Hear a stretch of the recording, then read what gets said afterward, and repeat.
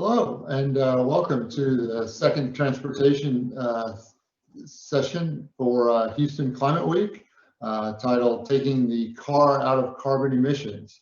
And I've got a very distinguished panel here to talk through the issues around transportation in Houston.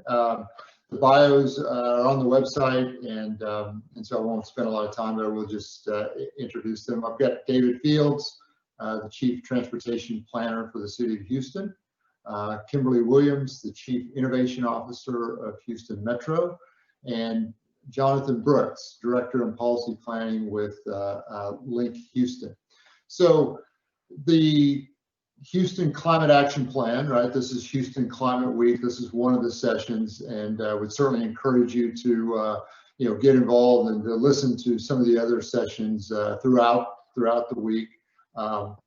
The action plan is tied to the Paris Climate Agreement and is ultimately targeting a Houston climate neutral by 2050. We're going to talk a little bit about transportation's role in that and what carbon neutral means, and how to kind of think about a carbon neutral city. The climate action plan itself, just as a quick primer, has really 4 areas of focus. One being transportation that we'll talk about today. There's also a section of that on energy transition, a section on building optimization, and a section on materials management. Within that transportation section, there's really 3 goals, and we'll spend some time talking about those today as they relate to the 3 panelists' area of expertise and their teams today. Goal 1 is to shift regional fleets to electric and low emission vehicles. Goal 2 is reduce vehicle miles traveled, or VMT, per capita. And then goal 3 is provide equitable and safe mobility options or choices. And so, with that, maybe as a slight intro, I want to get into the panel here. I think one of the interesting things that I noted in kind of working with this panel and setting up this the session is that the position or the roles that all 3 of these individuals are in are fairly new positions. Some of them formed just in the past year or 2. So I think it'd be really good to get their perspective on kind of their role and how this fits into the climate action plan. So David, this is the City of Houston plan. So I'll start with you as the City of Houston. What is your office, the kind of the role of your office, and how does that fit into to the CAP plan? So good morning, everybody. David Fields, the city's Chief Transportation Planner. Our Transportation Planning Division lives within the Planning and Development Department, and our role is to take the city's overall goals and figure out how transportation can help achieve it. So it's not a conversation of how do we move cars faster, how do we move more people, it's how do we make a more equitable city, how do we make a safer place, how do we help people connect to the things that they need to do for their daily lives, whether that's to school, to work, to play, to church, to visit friends. Those are the key pieces, and how we do it, well, that's our responsibility. It all starts with kind of 3 key principles. One is safety. If we are not providing a city that is safe for everybody, then, well, that's kind of the basics of government. And, our role is that safety on city streets. The next is to invest equitably so that that network really provides advantages to everybody across the city. And we haven't had a great track record over our city's history. We're really coming back hard and learning how we can invest in underinvested communities, much like the mayor's Complete Communities plan, but really all our work takes that equity lens. And then lastly, to reinvest in community. So make Houston a place that people want to spend all of their full day, not just come in for a job, not just do an individual trip, not just see a Rockets game, but actually live here and enjoy it and be part of the community. If we achieve all 3 of those things through transportation, then we've made the city a better place. All right, so you got a big job ahead of you, David. So very big goals. So Kimberly, how does Metro fit into this, right? I mean, I know Metro is only a certain number of vehicles if you look at the grand scheme of things, but I think in a lot of ways, folks kind of look to Metro to lead some areas here. So how do you fit in? How do you see Metro fitting in? No, thank you, Kurt. Appreciate it. And thanks to the City of Houston for putting this plan together and allowing us to be partners in this effort. I think Houston Metro plays a significant role in climate change reform in the area. When you look at the report, you see that we represent 1% of the emissions in the region as compared to about 40% for passenger vehicles. So I see Metro's biggest contribution being trying to get people out of their personal vehicles and onto the public transit system so that we can take advantage of that lower emissions load that's coming into the area. And we're moving forward with that effort with Metro Next. And with Metro Next, it's the referendum that the voters approved at almost 70% last November. And we are in the process of implementing Metro Next to provide more service to a greater part of the region, improving existing service so that more people find public transit to be an attractive option, hopefully get them out of those high emission vehicles and onto public transit. So I see that as being our most significant contribution to this issue and in finding a resolution. Yeah, thanks, Kimberly. Very exciting. So, Jonathan, I think many folks won't be familiar with Link Houston. Maybe a quick introduction and how Link Houston participates in the CAP program. Sure, Kurt. Thank you for the opportunity. And also thank you for the City of Houston for putting together climate action, the Houston Climate Week, also should be Climate Action Week. And transportation and taking the car to carbon is really important. Transportation is the ultimate shared interest. Everyone needs access, every business needs access, their employees need access, our products need access. So what is the role of Link Houston in regards to the climate action plan and transportation in Houston? Well, unlike the city and Metro and my colleagues here, David and Kim, we don't build things at Link Houston. We're a 501c3 nonprofit. We are committed to advocating for racial equity and justice across transportation because it affects every person, every employee, every business. And also because about 1 in 10 households do not own a vehicle for various reasons.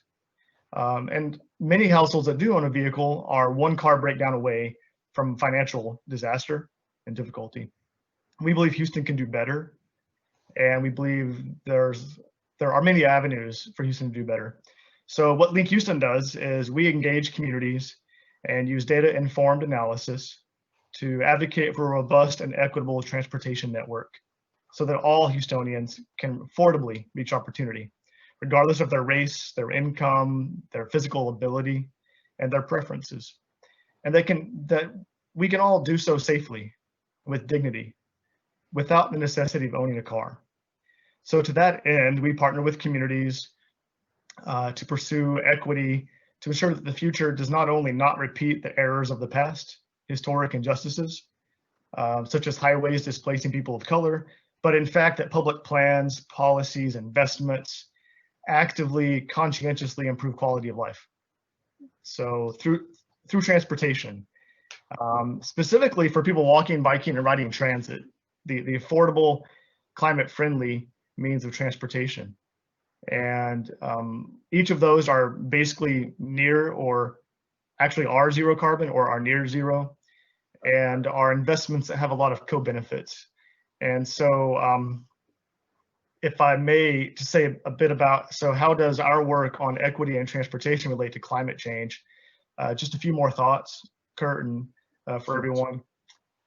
47% of greenhouse gas emissions in Houston are from transportation. Kim mentioned that about 1% of those are from metro services and about 40% are personal vehicles.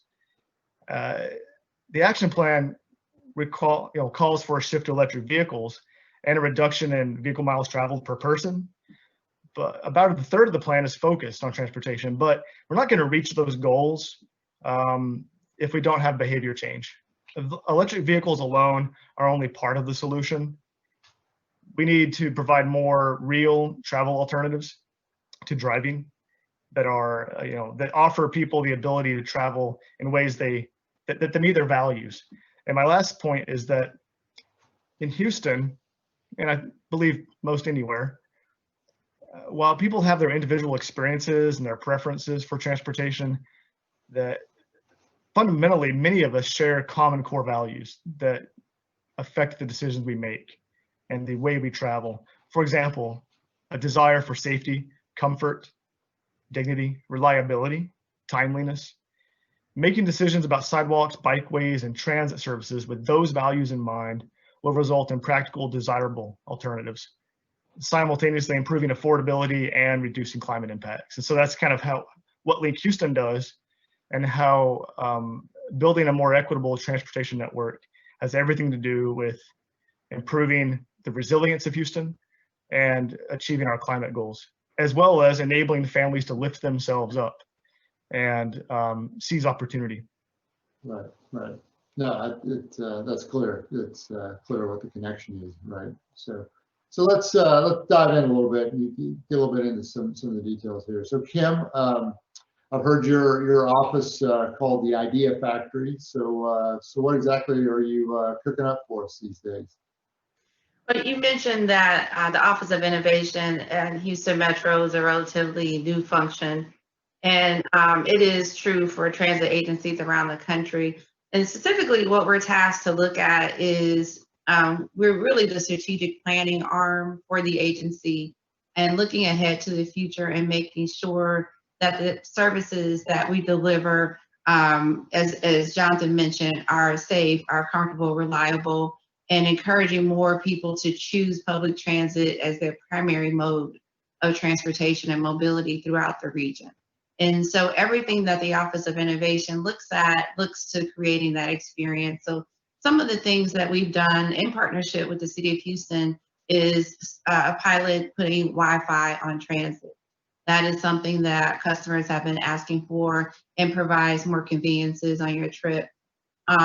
We've also are looking at our fare collection system so that we can provide more functionality. People want to pay for their fares by their phone or their smartwatch or their mobile device. And so currently we don't have some of those things in place, but we are about to roll out a new fare collection system. We've done a revamp of our traveler app, the mobile trip app, to make those services more convenient. So those are the type of projects that we look at. Houston has a long history in innovation, and a couple of significant moments. We were one of the first cities to put in barrier protected right-of-way for HOV, HOTs. And so that's created better mobility throughout the region. We did our reimagining of our whole bus system. We were one of the first agencies to do that as well. That yielded significant benefits to the community with better connections, more transit. We moved to 7 days a week. So those are the type of things that we're looking at. Autonomous vehicles are built on an electric vehicle platform, and there's a lot of conversation about them and where they are in their development. But we have been at the forefront of looking at that technology to see how fast and how soon we can implement it into our service. So going back to the 90s, we were a part of the Automated Federal Highway Program, and we did a demonstration of platooning technology on our HOV lanes even back then. Flash forward to today, we just completed bringing Houston's first autonomous shuttle that we operated in the university area at Texas Southern University, and we will soon expand that project. So there are a lot of things that we're looking at, and I mentioned Metro Next in my initial comments. Metro Next is to be built out over the next 20 years. And the infrastructure that will be created as a result of Metro Next will need to last for 20 years after that. So what I'm looking at is the future and making sure that whatever we implement is future-proof, meaning that it's looking at what technology is coming to the forefront making sure that that infrastructure can accommodate that future growth or future technology. So it'll be a seamless integration when that technology matures. Some of that is electric vehicles, electric charging apparatus, and of course, autonomous vehicles is another big area where we need to be prepared. So those are some of the things that we're looking at. Right, that sounds exciting. A lot of things. It is. It's good stuff. Good stuff. More to come. More to come. Right. So David, you mentioned this mode shift, right, and kind of the need, the ability to take whatever mode you desire, right? Where are you kind of placing some of your early bets, and how do you kind of see this progressing over the next few years as we target this longer term 2050 target? So for the climate action plan part of this, it really comes to that goal number 2 about reducing vehicle miles traveled. And so there are a lot of different ways to do that. From our standpoint, it's giving people choices in the complete transportation networks so that they can choose for every single trip how they want to travel. It's not going to be a binary discussion of I'm always going to drive, I'm never going to drive. Most people do a combination throughout their day, throughout their week. They may drive to work, they may bike with their kids to the park later. They may walk to see a neighbor, they may take the bus somewhere later that day. What we need to do is start bulking up those other options so that every choice, every time I'm traveling, I'm really weighing my different options and they're all readily available to me. Honestly, they're not all readily available to everybody yet. Our pedestrian network needs some work. Our bicycle network, it's a work in progress. One of the things that I find so lucky about Houston is that we have a great partner in our transit operator. And we tell everybody it's not Metro's transit plan, that's the city's transit plan, and they are our transit partner in this. We are together because that's a key mode if we're going to reduce vehicle miles traveled. On our side, where we're really working hard, are the city's Vision Zero action plan, which is a commitment by the city to eliminate fatalities and significant injuries on our streets by 2030. And it's a heavy lift. It's a huge city, 670 square miles. And right now on city streets alone, we have over 200 deaths every year. So, in context, that's 2 every 3 days or so. That is just a horrible number, and it is time that we eliminate that. Because when people don't feel safe traveling on the roads, then they stop using that mode.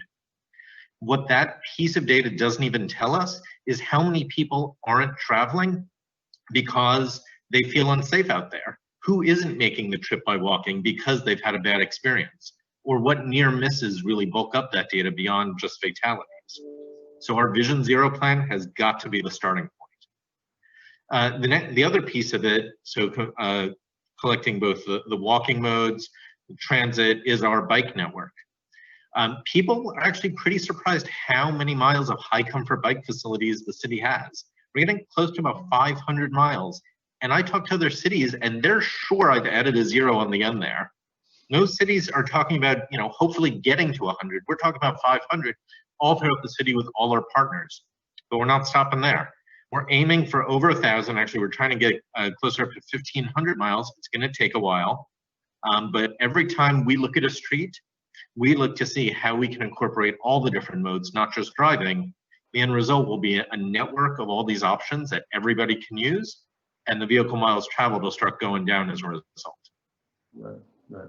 Yes, you've laid out there, I think, probably a good vision of what what a carbon neutral city looks like. So I don't know if there's anything else to add kind of on what that carbon neutral city looks like, David, but if so, add it. Otherwise, I'm going to ask Kim and Jonathan to kind of weigh in.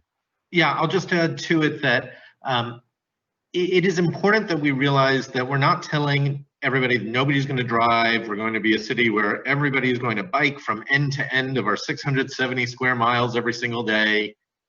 It's not realistic. It's not where we're going to get to. What we are going to get to is a place where it's safe to travel by all modes. It's convenient to travel by all modes. To borrow from Jonathan, to have a way we can be respectful of all our different travelers, so they can travel with dignity, so that the choices really start to shift.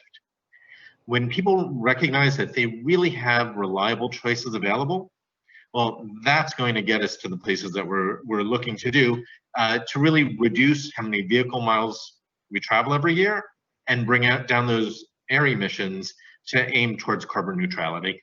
Right, right. So Kim, that kind of carbon neutral future, right? Of what does the metro system kind of look like? I mean, is it just different fuels and different vehicles? Is it just an expanded network? I mean, how do you kind of think about that?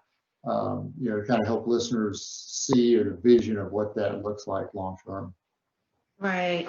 And with an issue as significant as climate change, I think you have to use everything in your toolbox.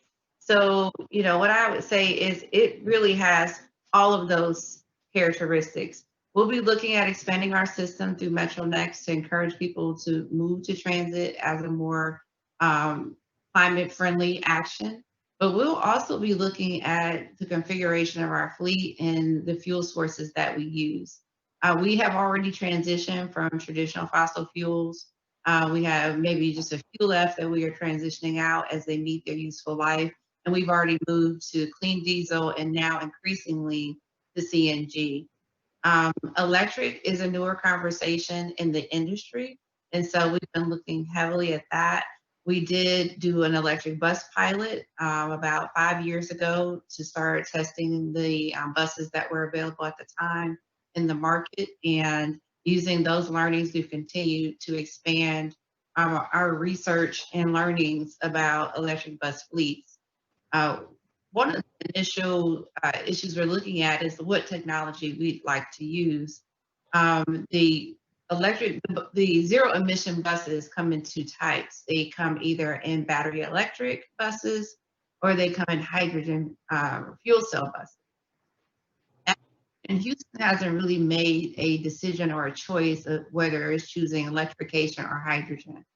There are a number of conversations going on about, could Houston be a hydrogen hub because of the use of hydrogen in the oil and gas industry. But when you come back to transit, and particularly bus manufacturers, there are not the same number of zero emission buses in either category are available. The choices are still evolving. Because the market needs to develop, we've been a part of a couple of initiatives to kind of help motivate and spur the bus manufacturing community to start expanding their offerings of zero emission vehicles. And one of them is called the Automated Bus Consortium, which is a national group that includes transit agencies as well as Department of Transportations from around the country, who are working together to push the industry to develop a full-size zero emissions vehicle that we can procure. And it's become like a chicken and the egg, scenario where the bus manufacturers are saying, well, we would produce more if we had the market. So what the Automated Bus Consortium is looking to do is to basically create that market. We've committed that if they develop this vehicle, that we will purchase a certain number to try and move that market along. And that's also in addition to, as I mentioned, the pilot we did with Texas Southern to look at, electric shuttles and how the charging works, how the service works, the reliability, safety, all those things that Jonathan mentioned earlier. And I'm very proud of the fact, to the work that Jonathan does, that we were able to do that pilot in one of the city of Houston's complete communities, an area that's historically been underserved.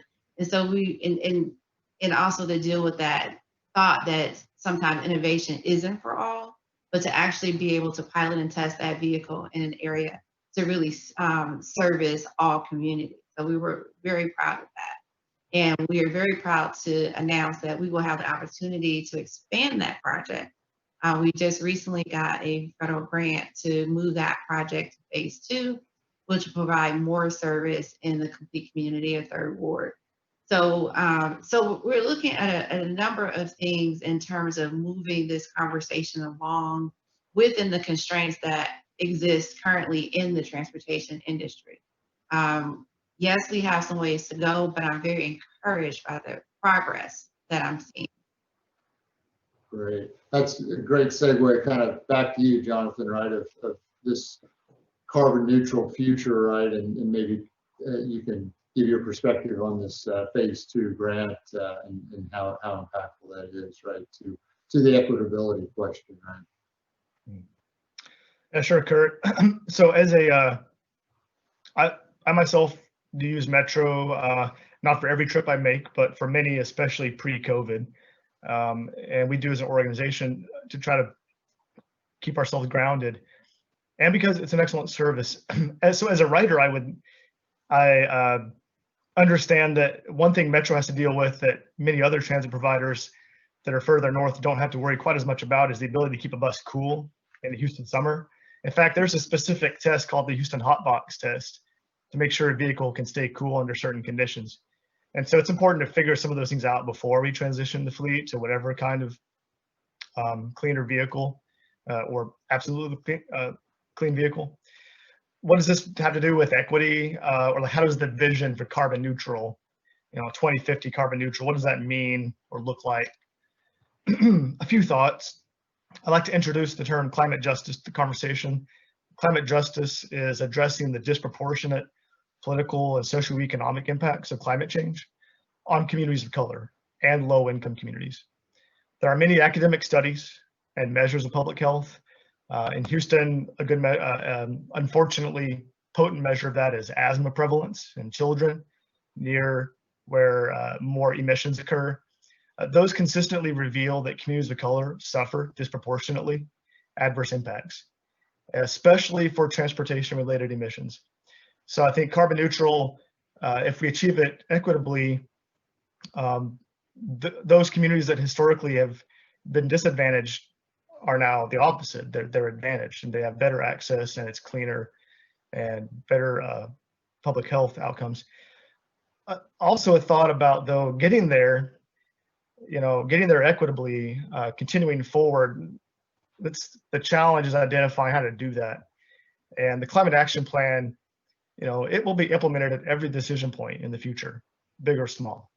It's not a one-time limited scope.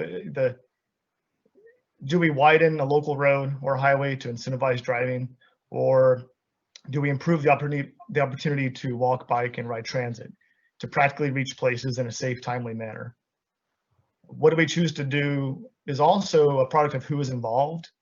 And so implementing the climate action plan equitably and achieving carbon neutrality that's beneficial for everyone, it needs to be an opportunity to genuinely honor the diversity of Houston by being inclusive, engaging people in our communities where they are, give their opinions weight, and then acting accordingly. The same goes for Resilient Houston, Vision Zero, which David mentioned before, which is soon to come out in its complete state, and the Complete Communities Initiative. Many people already walk, bike, and ride transit today in Houston. In every part of the city, there are sometimes misunderstandings of just how common it is to walk and bike for various reasons, not just for recreation. And people's experience is real data and should inform decision making at every point. Another thought is that people in communities really know what they need.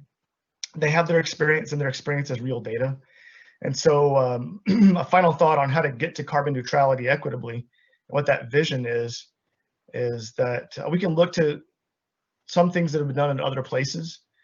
I'm looking at, thinking about leadership in London, Paris, some of those kind of world-class peer cities that Houston is competing with on a global scale. They prioritize creating the travel alternatives based on a proactive vision for the future, beyond what was justified by their current numbers and current forecasts. As it was an intentional move to create better transit, better walking and biking, because they knew when they needed to try to influence behavior and reduce vehicle miles traveled and improve climate outcomes, they needed alternatives that people could then choose to use instead. So in those cities' efforts to manage congestion, for example, on streets, they had to first create alternatives, and then other tools become available and functional. Otherwise, we find ourselves in a dystopian future where communities in Houston have not been lifted up. The benefits of improving climate outcomes has not been equitably distributed. And so that's something that we see being as critical. Basically, we need voices at the table from these communities. We need all decisions, big or small, to reflect, be informed by these goals. And we need leadership to be proactive, even when numerically or historical trends of 20 years ago don't point us in the direction we need to be taking. We need to make create inflection points, if you will. Right, right.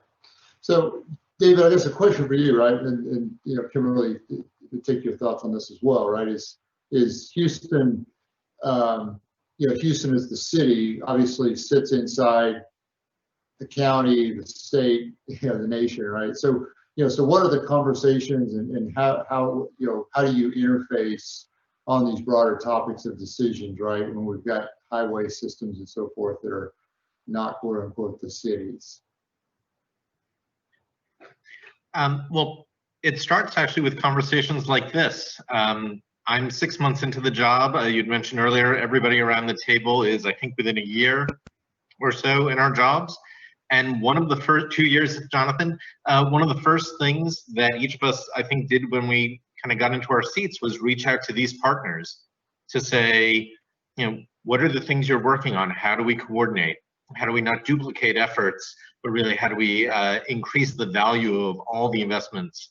I'm going down the list of the projects our division is working on, and I think on every one of them, or just about every one, Link Houston, Metro, the county, the state, just all these different project partners are around the table at some place there. And it is not what every city can claim, and it really does us proud. Right. Yeah, so we'll come back in a year and ask you if those conversations have changed, or if those entities are beginning to progress in their climate conversations, right? I mean, that's something I certainly see kind of sitting in my seat, is that the conversations over time, right, at city levels, at the company level, right, have continued to evolve. So Kimberly, maybe a quick question for you. Who do you look to? Jonathan mentioned, some of the European cities. Are there cities and programs that you're kind of linked into as models, or where we can gain learnings where others are maybe a little bit ahead of us in certain areas? Yeah, we look at it at different levels. So from the transit perspective, we have contemporaries, transit agencies who are about the size that we are. Those include Atlanta, CTA in Chicago. And so we look at it at that level. And then if you look at different projects, for example, when we did our reimagining process, where we redid our bus system, we looked at Jacksonville, who actually did it before we did. In terms of autonomous vehicles and where that's going, we again look at Jacksonville, we look at Columbus, Ohio, who got the federal government smart city grant that started the whole smart city programs around the country, and how they've been implemented there. In terms of electric vehicles, we have great work already going on in Texas. And so we're in constant contact with our colleagues in Dallas, who have had one of the older electric bus programs. We also are talking closely to Austin, who just made the decision to deploy an electric fleet. We also talk quite a bit to our colleagues in California. They have been doing both battery electric and hydrogen buses for a few decades now. Quite honestly, they're much further ahead than almost anyone in the country in terms of the conversation on electrifying bus fleets. And so as a result of that, there are a lot of different groups that have established, and we are in constant contact with them and learning from them. And in particular, now California has a mandate to for all of their fleets, transit and otherwise, to go electric by 2030. So, they because of their scheduling, they obviously are good examples and models to look toward. Most recently, as you know, we launched a bus rapid transit line in Houston called the Silver Line. that just launched about 3 weeks ago now. And as we've been developing that project, it is our vision that at some point the technology on those vehicles will change. It's currently CNG, but again, looking ahead to the future, what's on the horizon, we're looking at electric vehicles and we're looking at autonomous vehicles. So, you know, Ohio, I'm drawing a blank on the city, but they had I'm sorry, Indianapolis, Indigo, just recently deployed a bus rapid transit fleet of all electric vehicles. And so they were gracious enough to let us come down and shadow them throughout their process. Now, unfortunately, it didn't work out. They ended up moving back to CNG.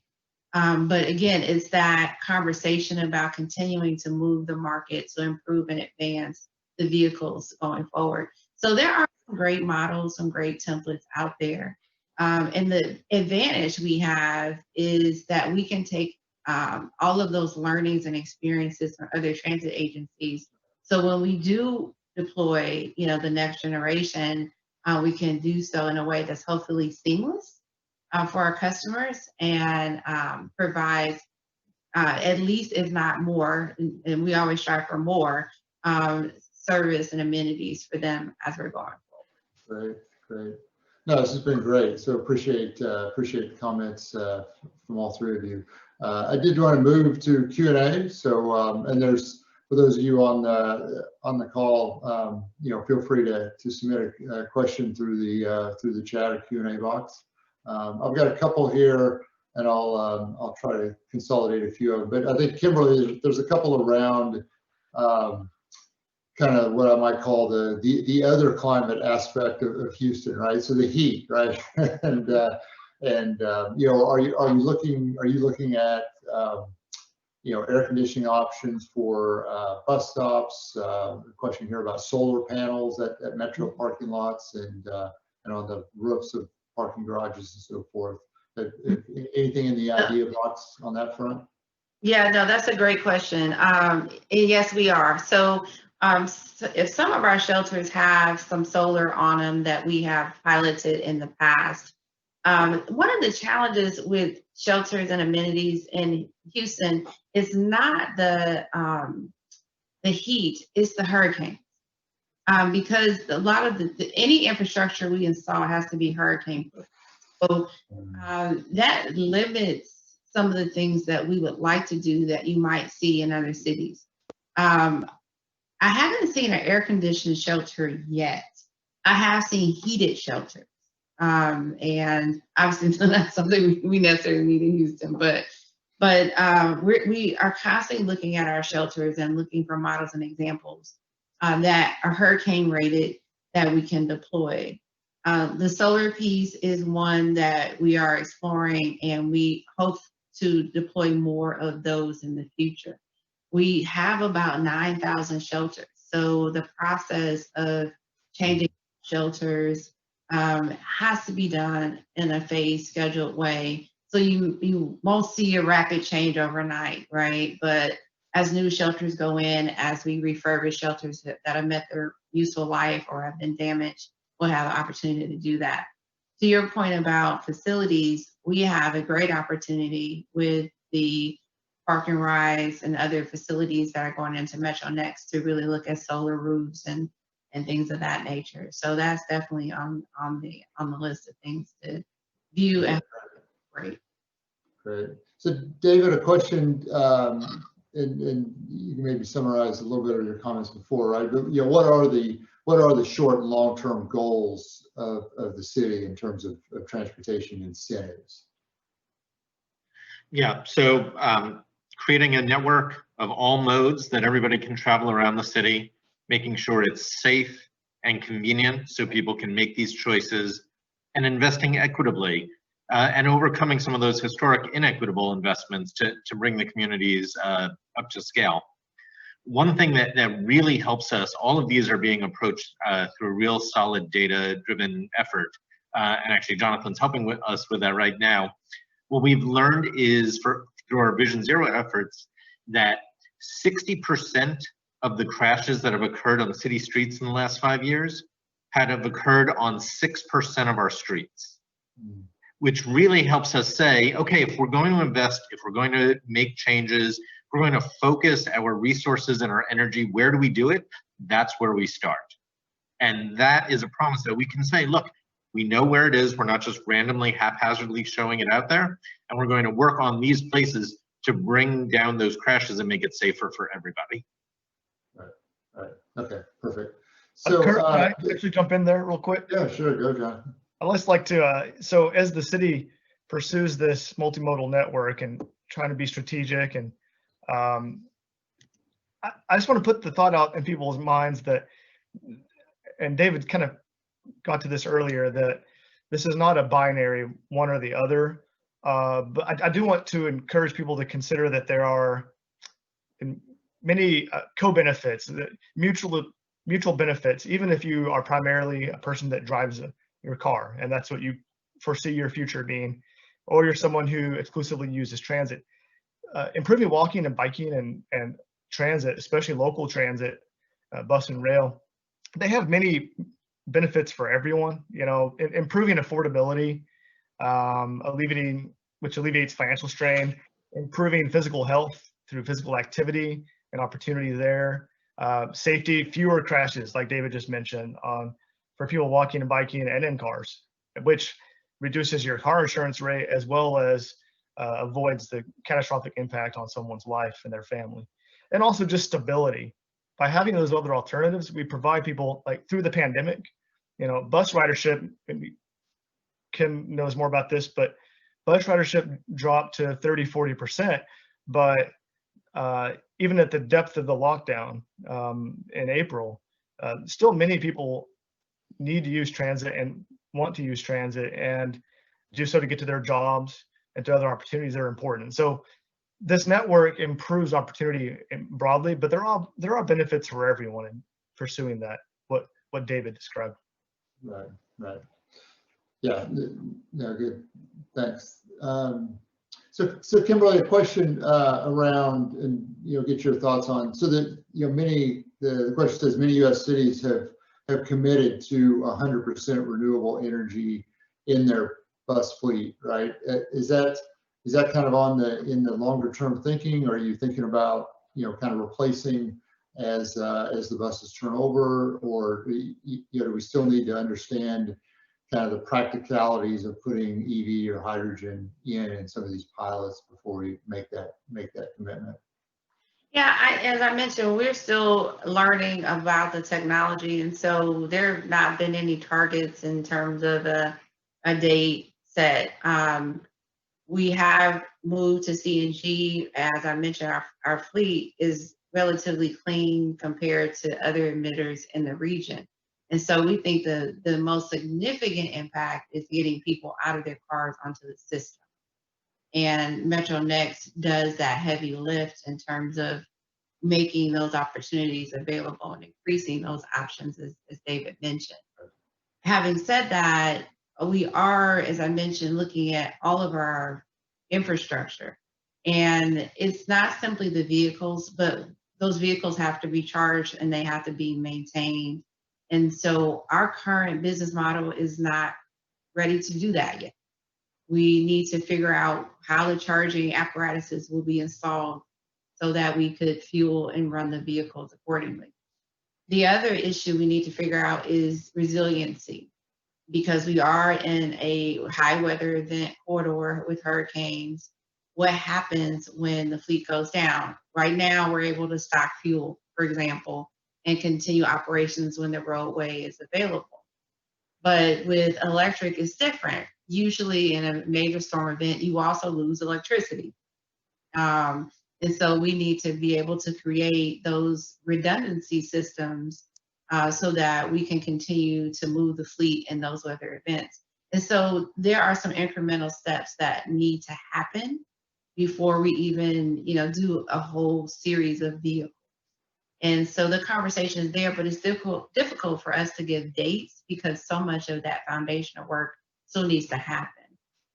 And as I mentioned, Metro as an agency could say we will either do hydrogen or battery electric, but we are regional. as David mentioned, it's not just our system, it's the region's system. And so we want to be in lockstep with the region. If we are going to be a hydrogen hub, that has an impact on, what path we might take. So, and those conversations are still ongoing. Right. So a question here around, speaking of infrastructure, electric charging stations, right, which I think mean public, for cars. Is that, I'll ask a couple of you, but I guess, Kim, is that in Metro's thinking, or is that something that you think other private entities or public entities, should put in? We have been approached many times about putting chargers at some of our park and rides and other facilities. It always gets bogged down on who's paying for it, right? So that has not happened.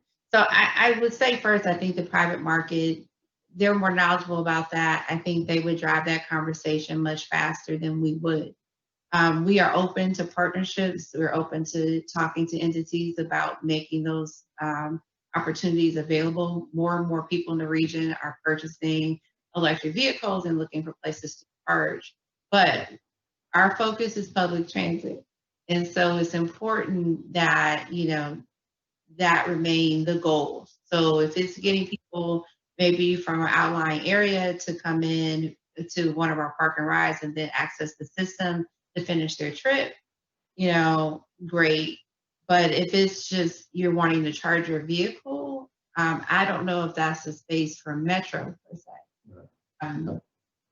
I think So that's David, more the private market. Sorry.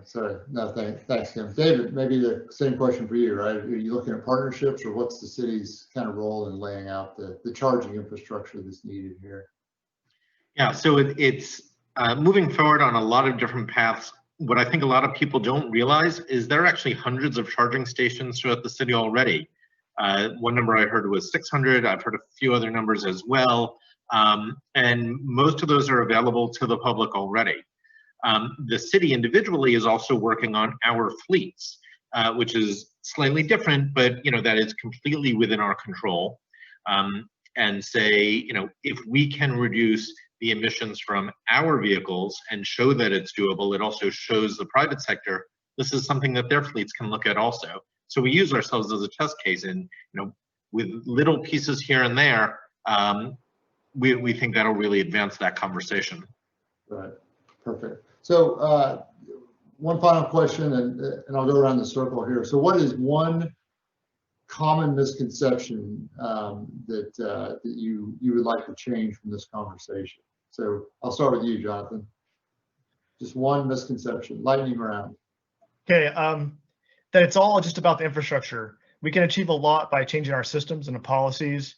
The kind of long-term change occurs that way, and questioning, I think intentional leadership is needed to change policy so that long-term, all decisions fall in line with our collective goals. Okay, Kim? I would think that the perception that we are not the most climate friendly option for you. I think people still have images from movies and television of old buses with, black smoke coming from the tailpipe.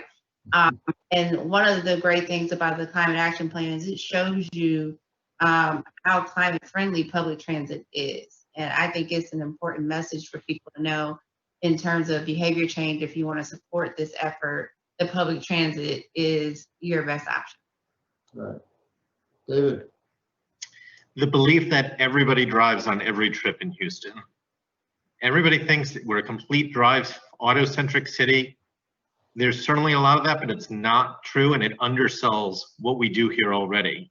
We want to build on that and make people recognize that there are already tons of trips that aren't being driven by cars or being driven on cars, and that we have networks, and we're going to keep expanding to bring that conversation around to all the modes.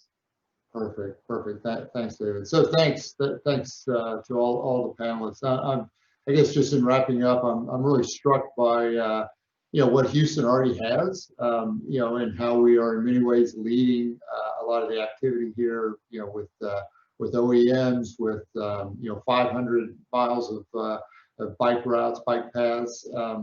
I think it was also, quite interesting, right, and important, right, that this isn't just about climate, right? So we talked a lot about resilience, safety, equitability, right? So there are many aspects that tie in here. And I guess, finally, just how interconnected this is, right, and how this touches so much of individuals and businesses and, just the shared interest of transportation, more broadly. So, I think this climate action plan, Houston Climate Action Plan, is a great step forward on the path. We've already made some good progress, and there's a lot of exciting opportunities and certainly some challenges coming up. But this is definitely a good step forward. So with that, I'll wrap it up. Thanks for everyone for listening in. And again, if you can and are interested, reach out through the Climate Action Plan website. There's many different ways to